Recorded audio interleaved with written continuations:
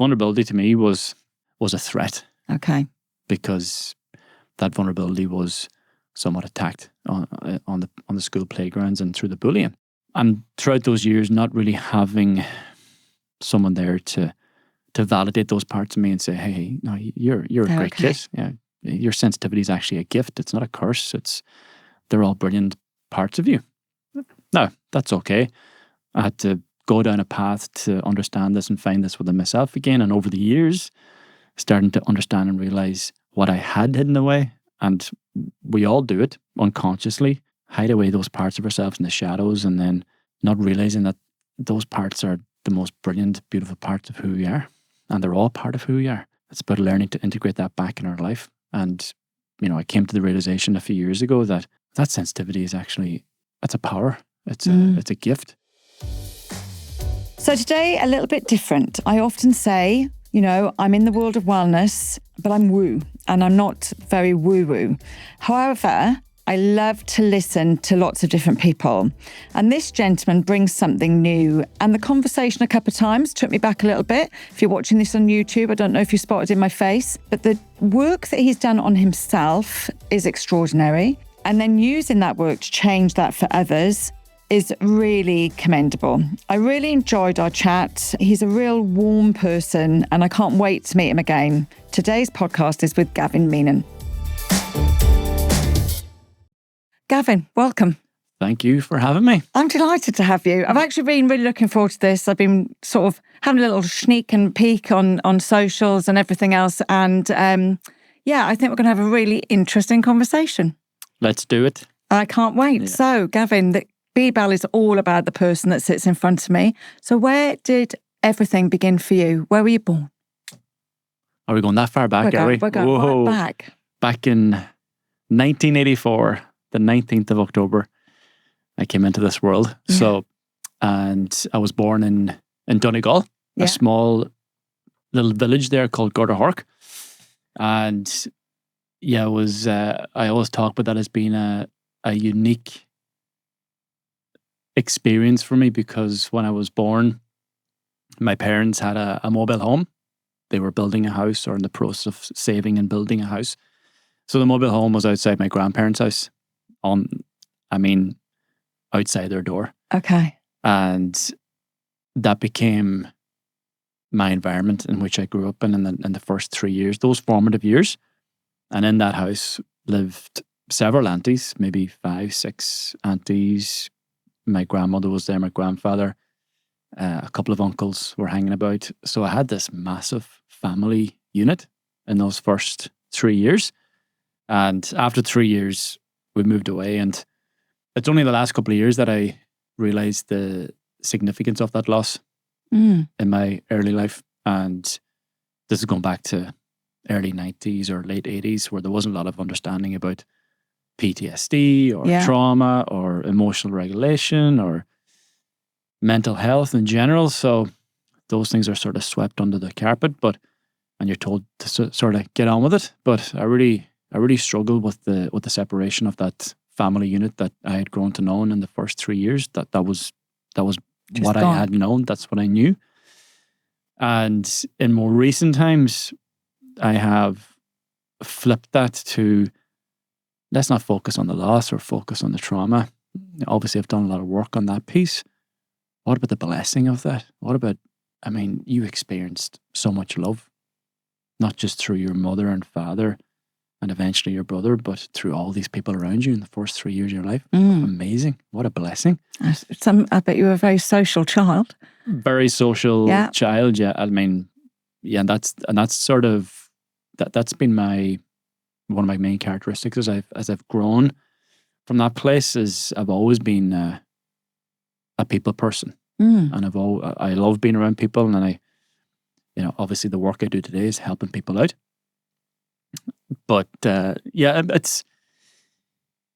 were complications after that. Obviously, I was a very sensitive child, and through that sensitivity, I'd be quite vulnerable at times, and you bring that sensitivity onto a playground with you in those earlier years. And I was bullied then for a number of years, from the age of 5 on and off from the age of 5 till probably 15, 16, through different groups and different associations. So although it was very social, I also experienced a lot of rejection from peers and friends, and that was difficult at the time. But again, looking back at all those experiences, I can sit here now and understand that was the direction, that was the path that helped me to become who I am today. And all those people in my life were incredible teachers to show me the way, messengers to show me the way. And that's why I can look back at the past and feel a deep sense of gratitude for all of that now. Yes. Because the blessing that's in it, obviously there was pain and there was trauma and all that too, but I feel once you understand that these things actually happened for you, not to you, perspective begins to shift. I like that. For you, not to you. What's the gap between you and your brother? Just the one sibling? There's a year and 10 months to be specific, yeah. So at school, were you at the same school? The same school, yeah. So I would have started there before him, and yeah, he eventually joined. And myself and my brother are very, very different. Yeah. And we didn't really have that close connection in the early years. Spent a lot of time fighting and picking on and that's what brothers teasing and all that. Yeah. And it's, again, only in recent years we've been able to form a much deeper connection together. And unknown to myself, he was actually always in a process of trying to understand or trying to figure out how he could connect to me on a deeper level, because if he felt that separation, he's interested in a lot of things that I'm not. And, yes. He has, he's, when you look at both of us and you see our lives, it's so different.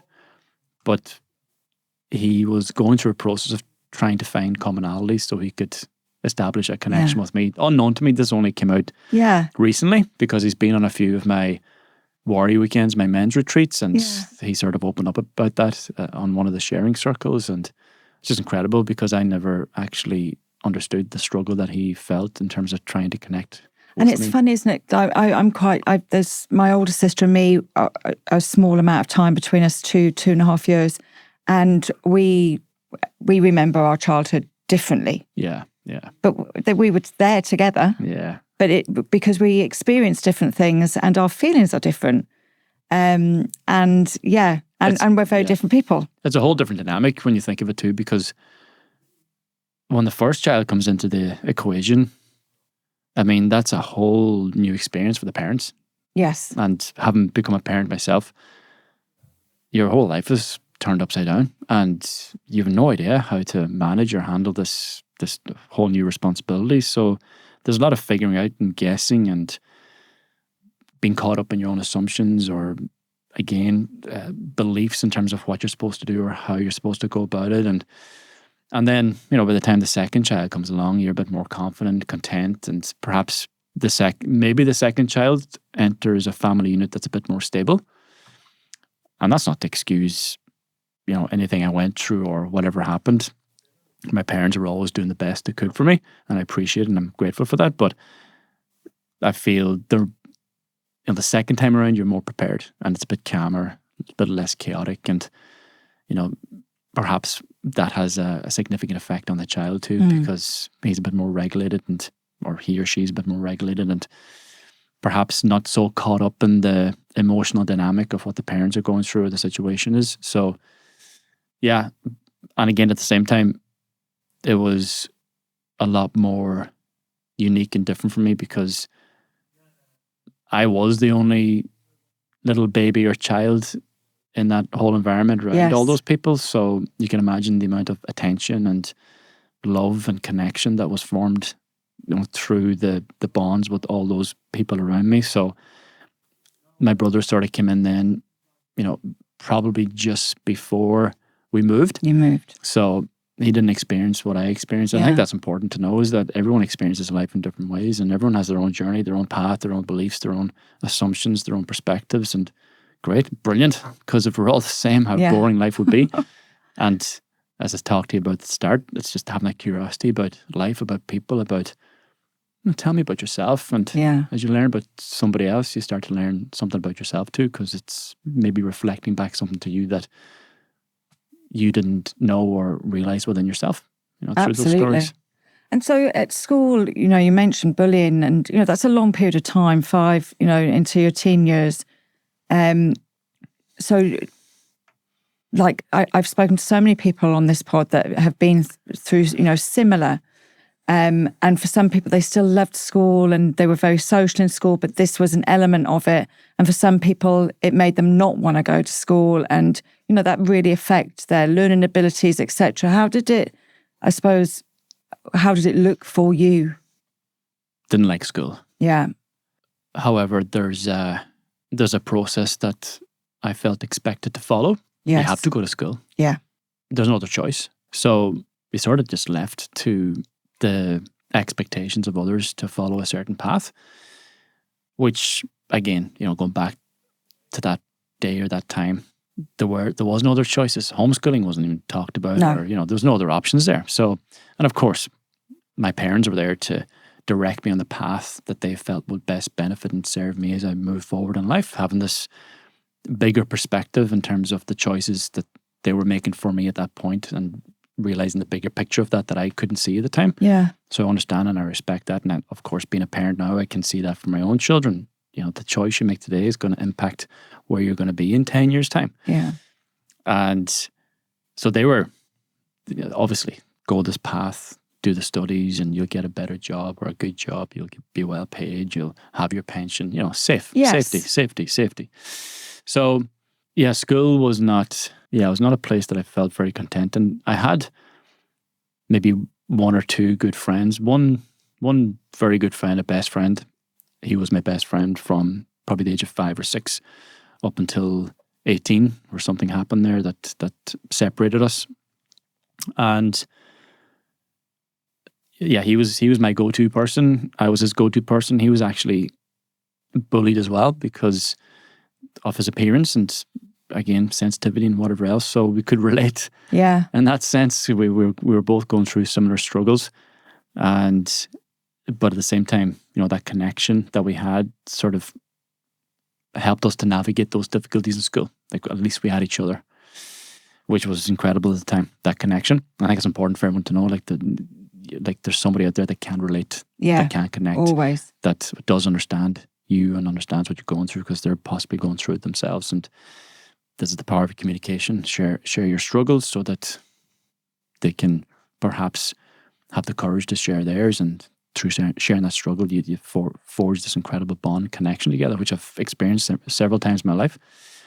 And so primary school was, it wasn't a pleasant place for me. And I feel that the greatest struggle for me in school and in my life was the difficulty to fully express myself.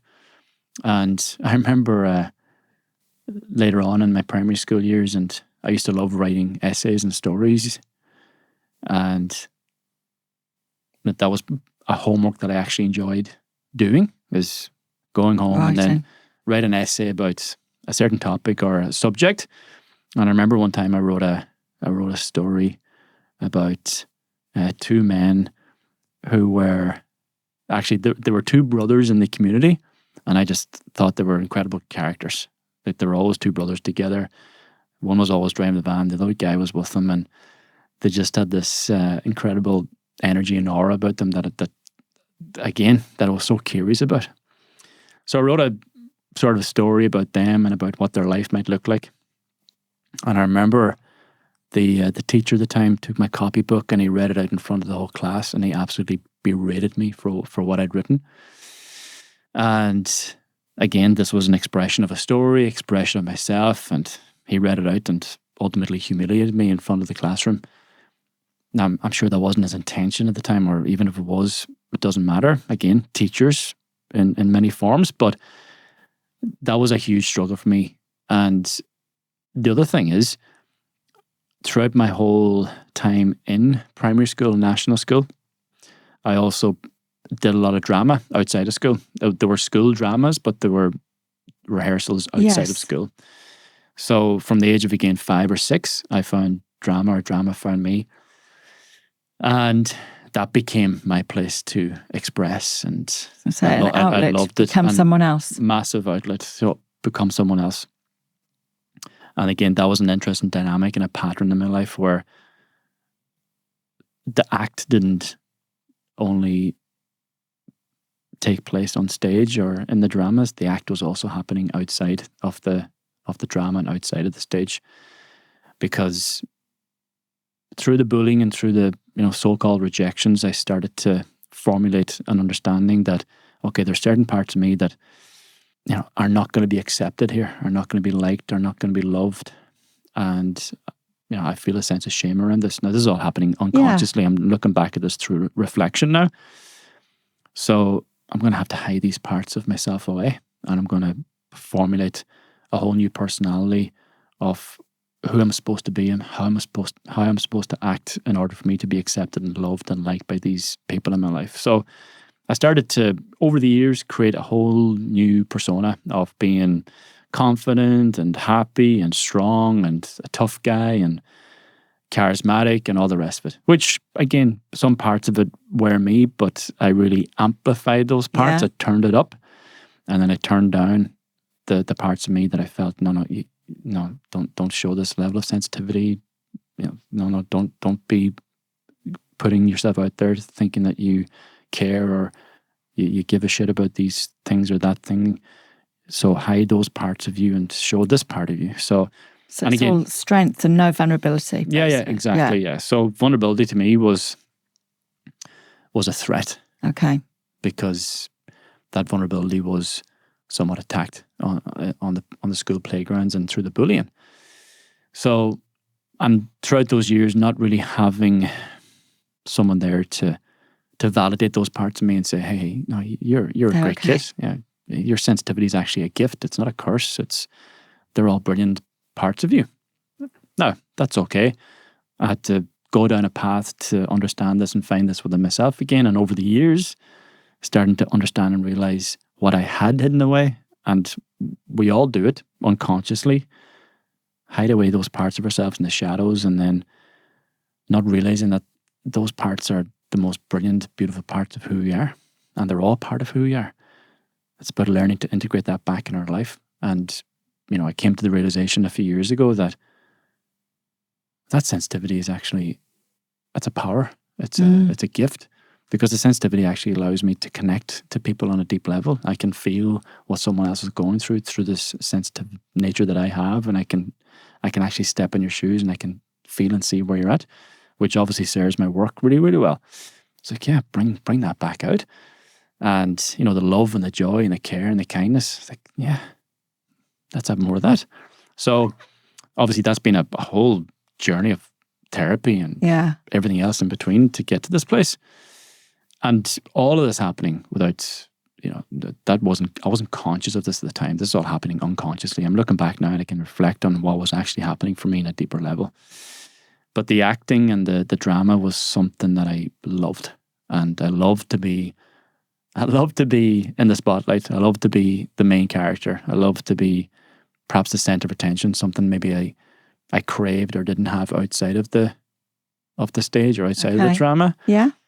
And when I was on stage and being the main character, and you get the applause, you get the validation, you get the attention, and again, unconsciously starting to formulate a belief that, okay, I want more of this. This feels really good. So how can I formulate this, or how can I have more of this outside of the drama, outside of the stage? Again, I'm not thinking this at all at the time. This is all happening subconsciously for me. And then the last year of my primary school days, I won an award for the best actor in Ulster through one of the dramas that we did. I was the main part. And again, here I am. I'm being validated for my act. I'm being validated for my performance. Yes. And I go, okay, this must be how I receive love and validation and attention, is through performance. So I'll continue to perform in order to receive these validations and attention and love. As I said, all happening unconsciously. Now looking back and realizing the pattern that was developing over those years, and obviously getting to a point in more recent years to understand that pattern is not serving you anymore. You're pretending to be somebody else. It's no wonder you feel so lost and lonely and disconnected from yourself, because you've disconnected yourself from who you truly are. So it's not a nice place to be once you realize that. So performance became a huge pattern in my life, and that showed up in many different ways in my life in those years. Is even, later on into college years, I was a performer, and if you as in the entertainer. The entertainer, Yeah. yes. So if you walked into a pub in those college years, you can guarantee that I was the person who was going to be at the centre of attention. Okay. I was the guy who was maybe You were holding court. swinging off the pole with his top off and being the centre of attention, to feel this sense of joy and attention that other people were receiving from me, but I was also taking that from them. And again, But how long did that last? Like that's the attention and the validation you were getting in those, were they in short periods of time, so you had to keep doing it, or? Yeah. Well, again, all of that I was unaware of at the time. Yes. I was not aware of any of this. I was just having the crack. Yeah. I was just, because when you act or perform in a certain way that's not necessarily you for so long, it becomes normal. Becomes the norm. This becomes your new home. This is where I am now. This is who I am now. Until life is showing you that no, this is not you. This is an act. This is a performance. And again, there's been many experiences to show me that too. So my whole life had been an act, a performance. I mean, the friends that I had in college, which again became so moving from school to college, to me was a whole new opportunity for me to start afresh. And again, it's quite interesting that the first week of my college years, I returned home after only maybe 4 or 5 days there, and collected some of my friends, went for a drive, and crashed my dad's car, and a lady died that day. And so that created a whole redirection in my life. And that was, 3 or 4 days after me moving to college, going, okay, here I am. This is a brand new start. I can be whoever I want. How old are you, Gavin? Sorry. 18. 18. Yeah. So it was a month before my 19th birthday. And so that all happened. And so what that did then, it brought up a lot of this self-hatred that I had towards me. And I could look back at that experience, which I would have done before, and say, oh, after that car accident, I hated myself. It's like, no, that car accident actually amplified this hatred that you already had towards yourself. It's like, okay. It truly, truly exposed you. And I mean, it's taken me years to even come to that realization of, no, you already hated yourself. This amplified it. This really exposed it. And it makes sense when I talk about the performance, trying to be somebody else. It's like, yeah, I'm going to be somebody else because I hate who I am. Yeah. Because the reflections I'm receiving from other people is that they hate me for being my true self. So I've got to pretend to be somebody else so I can feel a sense of love from them, so I can feel love within. So then I've got to turn up this act all the more. And I moved to college, and I'm back in college, a week later, a few days later. And I was like, okay, I can't be this sad, guilty, shameful, self-hatred version of me. Because I can't show my true self here, because when I show my true self, other people won't like it. They don't like it. And see, the dynamic as well when you go to college, and I'm sure you've experienced this, and many people have, is you go to college and the expectation is, the best years of your life. You hear this all the time. Oh, they're going to be the best years of your life. I'm going, okay. All right, so these are meant to be the best years of my life. Okay, so I can't take this worst experience that's ever happened to me in my life. I can't take this with me. Okay, got to park this, because this has to be the best years of my life. And I'm looking around me, and all my friends are having a crack, and again, it's freedom, independence, it's fun, it's joy, it's play. Obviously, we all have our struggles, but it's incredible, just that sense of independence and freedom.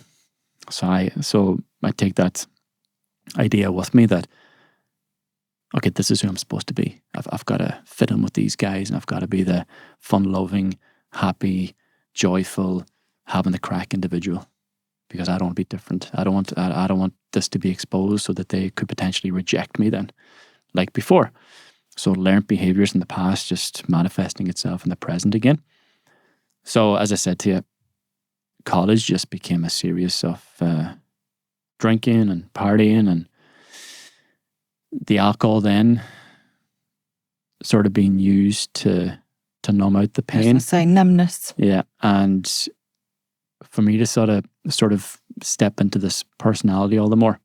So, like I know, and it happened many times to me where I've been in a situation in a pub and from the outside looking in, you go, oh, Gavin, he's just great crack. Like, look at him, he's just so much fun, and to have such a laugh with him. And I'd feel that from them. But if you'd have really asked me, even in the moments where I was swinging off the pole or having a crack, feeling? It's like, how are you doing? And I go, like, I don't want to be here. I don't want to be doing this. And I had moments and experiences where it would sort of come on very suddenly, and it would feel very, very heavy to the point where I didn't want to feel it. So I keep drinking, I keep pushing on. And I remember moments where I just felt such a level of shame and guilt and despair and emptiness. But I said, no. You can't come in. Go away. And I keep drinking, keep pretending, keep partying, keep pushing. Down. Yeah. Push. And that's what I did. And like, I remember, because there'd be day sessions and there'd be times in the pub, and even like a day so sunny outside, and we'd be having a few beers in the college bar. And then there'd be like, again, it's great crack and everything else, but there'd be moments where I would just feel so depressed. I go, no. And did you have no one that you could talk to at college? Not really. They all thought you were that different person. Yeah, the thing is, there's always people you can talk to. Yeah. I didn't want to realize the pain and the suffering that I was going through. And after the car accident especially, I was offered all the services. You should go to counselling, you should talk to somebody. It's like, no. Like, I'm 18, I'm supposed to be happy, I'm supposed to be going to college and feel free and independent. No, I don't want to. So you're just ticking boxes at that point. Yeah, exactly. You're being everything that you've expected to be. Yeah. And almost like a sense of disappointment within myself that I'm not experiencing life or college in the way that I should be. And again, it just became such an act and a play. Now again, the act had to end at one point, and that's when reality hit me pretty hard in the later years, when I left college and my daughter was born when I was fairly young, 26. Hadn't really done any work on myself at that time. Actually, had done no work on myself at that time. Correct that. And she came into my life to really show me where I was at. I was going to say, that feel... And can I ask, because I ask this question a lot of people, but did that realisation happen when your partner became pregnant, or was it when she arrived? This episode is brought to you by Skin Formulas, an Irish skincare brand created by skin experts and trusted by thousands of customers and skin clinics. Built on science, results, and a deep understanding for skin health, Skin Formulas is designed to help you feel confident in your skin. If you want to know more, then go to www.skinformulas.ie. It was probably in the early days of our pregnancy that reality started to hit me pretty hard, and the realization in that process as well that, okay, Gavin, party days are over. You can't be a dad who's out partying every weekend. This is a massive responsibility. And I mean, I love kids. And even from teenage years, people ask me about, do you want to have kids in the future? I said, yeah, 3, 4, 5. Yeah, I love to have kids. So there was that part of me, but I was also terrified because I was still a little child. Playing a part. Yeah, a little child acting and pretending to be a man, pretending that I was ready to take on this responsibility, pretending that I was ready to become a man. And again, the pretending and the acting, who was I convincing? So my daughter came along, and I really struggled in those initial months. And in initial months, it got a little bit easier after a year or two, but things sort of got a lot more difficult for me because a month after she was born, I lost my job as well. And again, here's another expectation where, oh, hang on a second, I'm a dad now. The provider. I'm supposed to provide, and I have no money coming in. How my sense of my lack of worth and my lack of value of myself, just again that amplified, and losing a job was to show me what I was truly lacking within as well. That I had to have a job for me to feel worthy, had to have money for me to feel valuable, and without that, I'm nothing. And I remember many times with my daughter in those earlier years, and it'd be a Tuesday morning, and she'd be in the buggy, and I'd be with her walking around the town or whatever, and I'd feel like such a bum. It's like, look at you. I mean, you're pathetic. You have no job. You're out here, can't provide. But her mum has to bring the money in. Like, you're useless. You're nothing. And that's where I was at that time. Okay. But again, that whole experience was there to expose how I truly felt about myself.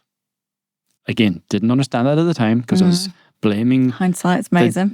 Blaming the job, blaming the managers, blaming the company, blaming the economy, blaming the government, until, eventually I realized that, this blame game, this victimhood mentality is not getting you anywhere. And now, that wasn't a flip of the switch moment in matter of days. This went on for the best part of a year. And I ran away from myself. And because having a job like that where I was an assistant manager for a sports retailer, I could also perform in terms of I could be the manager, a level of authority here. And I can be this go-to guy with these customers coming in. Again, I love working with people, love helping out in any way. And middle management is great as well because you're social. Yeah. Because you're at the middle management. So I'm on the ground. Staff they can confide in you, which they can't the manager. Yeah, get on great with the staff. Yeah, absolutely. It's a great space to be in. Yeah. Yeah. And then so I lost that. And then again, this is all hindsight. This is all unconscious belief systems at the time. And so the job brought that sense of value or worth into my life. What was it in the past that brought a sense of value or worth into my life? Performing, acting, entertaining. Now, I'm not aware of this at the time when it's happening. I'm reflecting now. It's like, okay. And then I'm drawn into this other dynamic of performing, acting, entertaining, for validation, for praise, for love. And I stumbled across these webcam chat rooms, and that became a thing for probably the best part of a year as well. Where it became, you have to explain this to me. What is this? A webcam chat room? Yeah, so basically I become a performer in these webcam chat rooms where it's all sexualized. Okay. So it's you're pretty much validated through payments and requests and whatever else to perform in certain ways. Like, I forgot what it's called. OnlyFans, is it, or something? Something like that. Yeah, I don't know how OnlyFans operates, but I presume basically you click the record. Yeah. You're in a webcam chat room. People come in, they view you. You're, doing whatever, use your imagination. Yes. And they might request you to do something, to pay some money, and then so this became my go-to place for me to feel a sense of value and worth. Okay. That's how low I was Yeah. at the time. This is where I went. Now, again, that just didn't happen Yes. over one night, over even one day or 1 week. Porn, I had a problem with porn. Actually, I'll rephrase that. I had a problem with myself when it came to intimacy, connection, sex from very early years, and had a huge level of shame around all of that, and would feel heavily pressurized when I was in situations with girls and women in those early years. So pressurized that I wasn't able to perform. Yeah. Right? I'm in this. I should be able to perform. Okay. Okay. Come on, man. You've got to make this person happy. You've got to make sure she's getting what she wants, so you can feel again validated and loved. And I just made it completely about her, and because I made it completely about her, got completely stuck in my head about what I was supposed to do, and then nothing would happen. So my sort of go-to in those teenage years and maybe early 20s was porn. And even in those earlier years, I was like, it would be one-on-one with women on a webcam, because that was safe for me. You know, Yeah. it was a lot safer for me to do that, because I could control the narrative and I could control the flow of the conversation, or You can also turn it off. chat. I could also turn it off, exactly. So that became a safe space. Again, everything I'm talking about now, I was completely unknown of the unconscious, subconscious Yes. pains and insecurities I had that was driving this so-called addiction. So having lost my job then, having felt such a level of unworthiness and hatred and insecurity within, I remembered what did make me feel a sense of worthiness and love and attention. It's like, okay, porn, but then, it's porn, and you're the entertainer. And through the entertainment, through the act, you're being validated. You're being loved, quotation marks, loved. Plus making money, Yeah, making money. which is providing for the bit that you Yeah. feel that you're not providing for Yeah. the family. That wouldn't have been Top of the list. top of the list. The money wasn't. Like, it wasn't Yeah. massive money, but the money sort of was, it was a token of validation. It was Yes. a token of worthiness, a token of, oh, you're valuable. Yeah. Yeah. And so, yeah, that was a process that I got stuck in for quite some time. And so And how did your partner feel about that? she didn't know. She didn't know. No, Okay. no, she didn't know that. No. Nobody knew. Nobody Okay. even So knew that's that. an interesting evening conversation. Yes. Yeah, Okay. yeah. No, nobody knew. No she way. had her. Yeah, she definitely had questions. She definitely had some sort of knowledge around Yes. it, but such a difficult thing, because I held such a level of shame Yeah. around myself and around this. And if anybody was to ask me questions about it, I don't want to know about it, because you're exposing the shame that I feel through Yeah. the act, through my acting. Because this whole act, this whole performing, I didn't like that. It wasn't that I acted, I performed, I was the entertainer on this webcam chat room. I was the party animal at college. I was the hard man. I was confident. I didn't like any of that, because it wasn't Yes. me. It wasn't me. So if anyone was then to expose how I truly felt or what was truly going on, I'd say, no, I don't want to know about that. These are the parts I'm trying to hide. I don't want to feel this shame. I don't want to feel this insecurity. So I'd shut it down. I'd run away. I'd close it off. But ultimately, those people, my partner at the time, there to show me where I was truly at, but I just couldn't meet myself there yet. Okay. And yeah, so I mean, eventually the act has to end, and life has a way of telling you when the show's over. And a couple of years after, I was going through counselling and therapy for a number of years after that. I started going to a therapist or a counsellor when I was about 27, 28, and I started to focus around the car accident. But then you realise then that there's so much more here. Oh wow, okay. And then so that just became a journey that continues to this day for well over a decade now. So the Yeah, so a couple of years after the whole webcam thing, there was footage of me exposed in the webcam chat room, which just completely, exposed my act and my pretending. Okay. And this is a time as well that I had established a personal training business. I was building quite a good reputation as a personal trainer. Again, had this aura, had these characteristics of being strong and genuine and authentic and confident, and those were parts of me, Yes. but it wasn't all me. Yeah. And so there's a lot of that again, as I said, amplifying the parts of me that I would feel would be validated and loved, but then dimming out the parts of me that I felt And that insecure PT about. business, obviously you need a bit of confidence to start to move into that area. Were you working for somebody else, or No. you just made the decision that you're going to start that? Yeah, it was during that time where I was jobless, and Yes. I'd fallen in and out of different jobs at the time, and nothing seemed to be working. So, not too sure on the timing, but I came to a realization one day that, okay, Gavin, you can't find a job. So maybe create one. Yeah. It's like, all right, okay, maybe I'll create a job. It's like, okay, what could you do? What are you good at and what do you enjoy? I said, okay, well, I do have a degree in sport and leisure, and I do have certifications in personal training. And I enjoy working with people. I enjoy helping people out. It's like, okay, well, why don't you merge those two things together? Perfect. It's like, okay, let's do that. So then I went on this, absolute gung-ho mission to all the business cards, all the posters. I said, yeah, okay, let's do it. And then, the Facebook page, motivational quotes, and then nothing happened.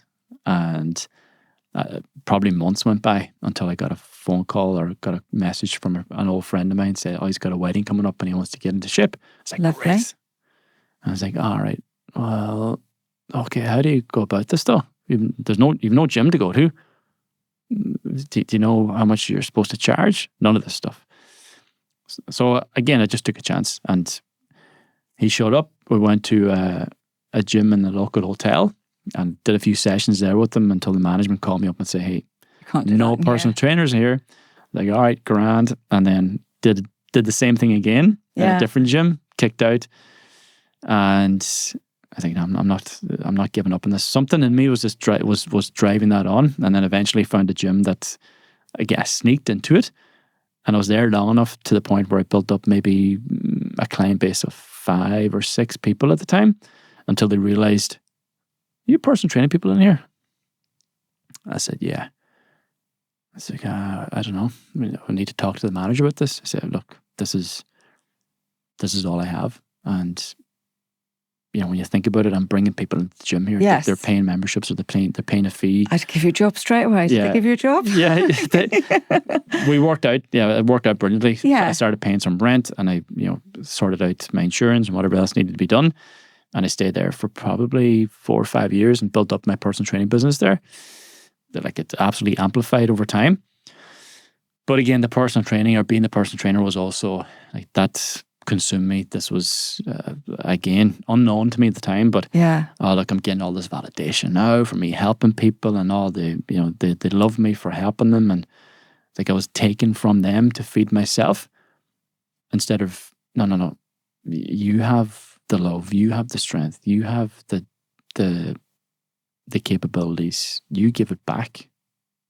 And again, this was the whole journey of me coming back to myself through therapy and counselling and the work I've done to myself, to realise, no, you have it, give it away. But at which point did the therapy and everything that you were doing and the personal training, because it all comes together, at what point do you realise that you can utilise that to help other people, not just in a physical form? Do you know what I mean? Yeah, so when that webcam thing came out, that was a life-shattering moment, and like, I mean, that broke me in terms of the shame and embarrassment and humiliation that I felt, and of course affecting people I loved at the time. Yes. My partner as well, who was caught up in it. And it's a small town. Everyone knows everyone.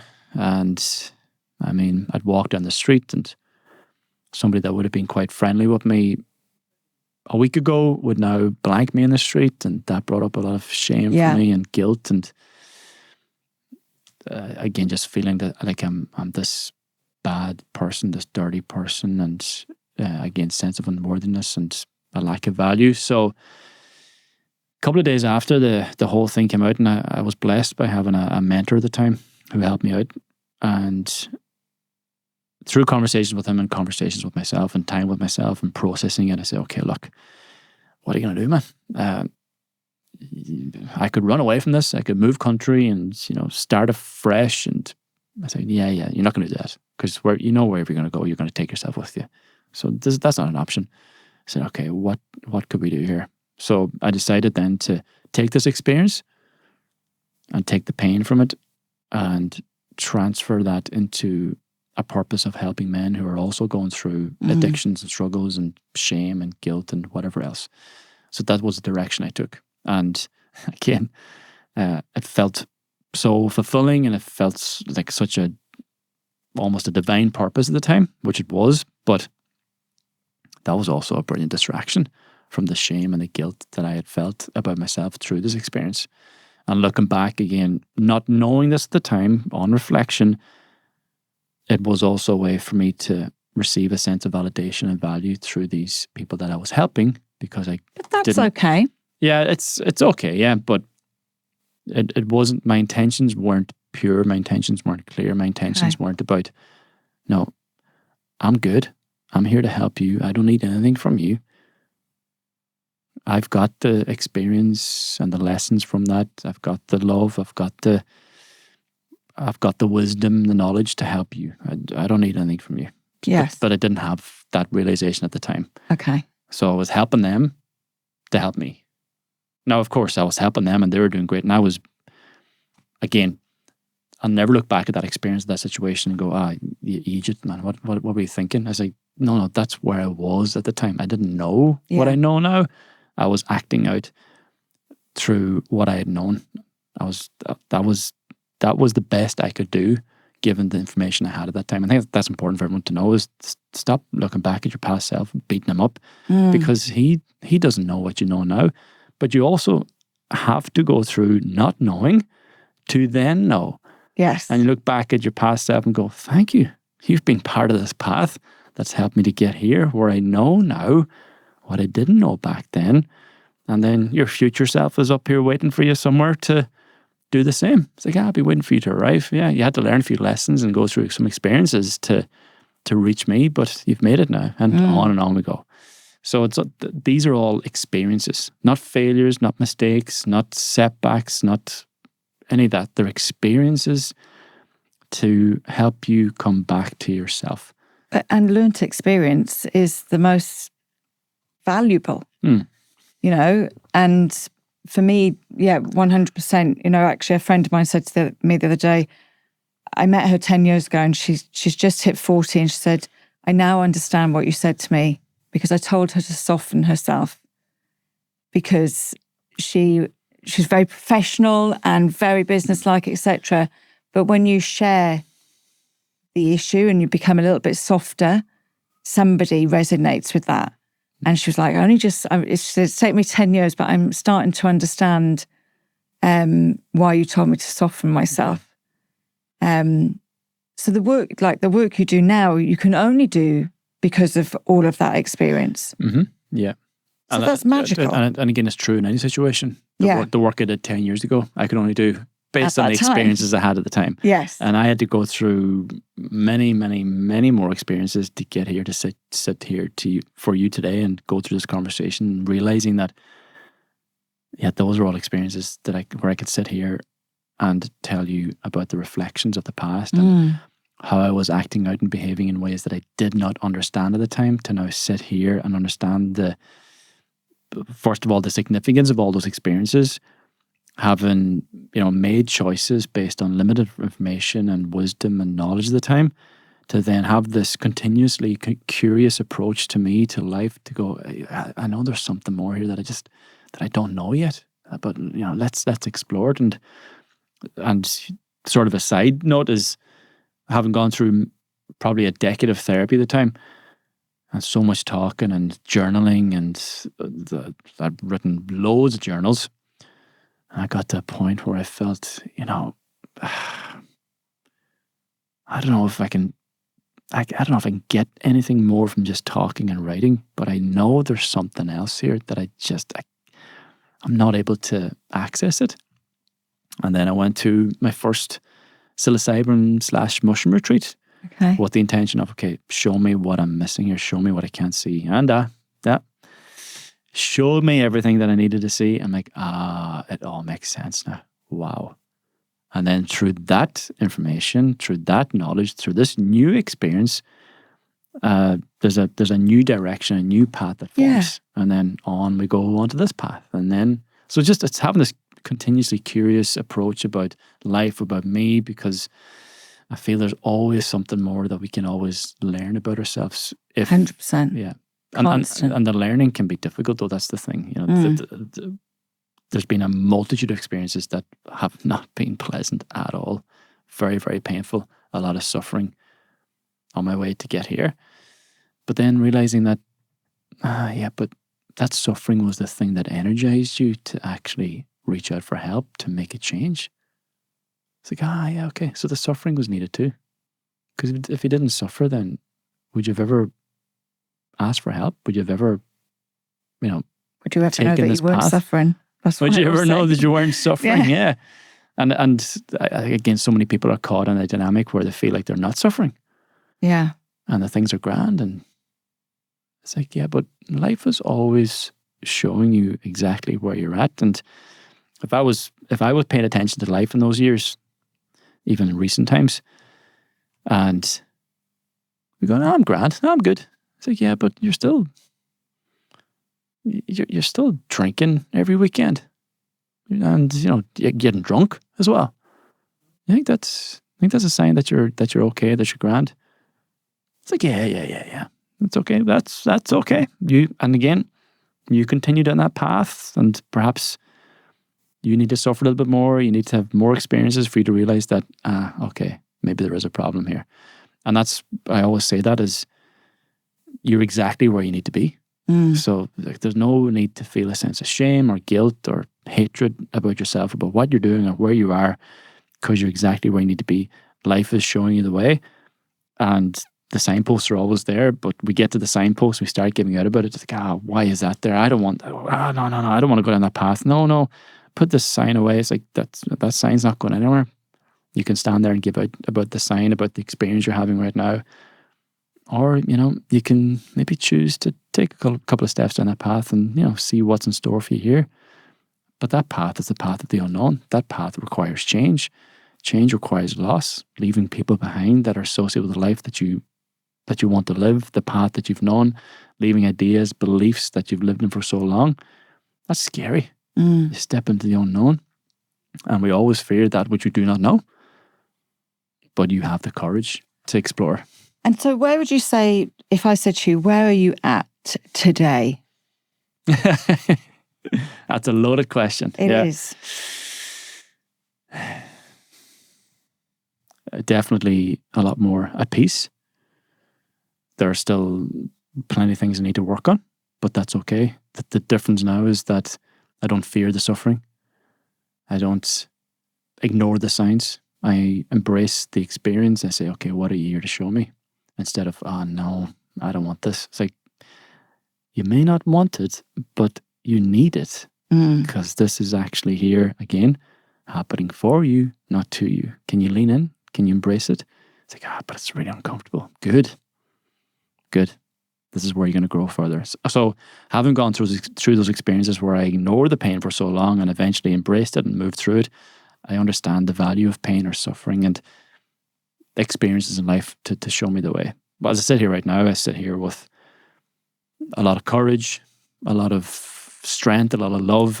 I have found so much of this within myself that I just take a great sense of joy to now give it back. I've been given the gifts of those experiences in the past to now have these gifts to bring back to the people I help. And that's so fulfilling. That's so... You have an amazing energy. If I was to describe you in one word, I feel like it's freedom. That's how I feel when I'm sitting in the room with you. Mm-hmm. Yeah. An amazing story. I want to finish with a question that was left by the last person. Okay. I'm going to read it to you. Glasses go on. Okay. Oh, this is a good one. Are you building a life you enjoy living day to day, or just chasing the future of where you hope you'll finally be happy? Oh, life is here, isn't it? It's now. It is. It's in this conversation, it's in this moment. So every single choice that I make is creating the future. Even, it's just happened now. It's happened now. So it's having that, again, insight in terms of, okay, where am I at and what am I holding on to? What am I carrying? And is what I'm carrying going to serve the next second, the next moment, the next week, the next month, the next year of my life? Or do I need to let this go in order to create something better, something, again, lighter, more loving, more joyful? So the future is being created every single second.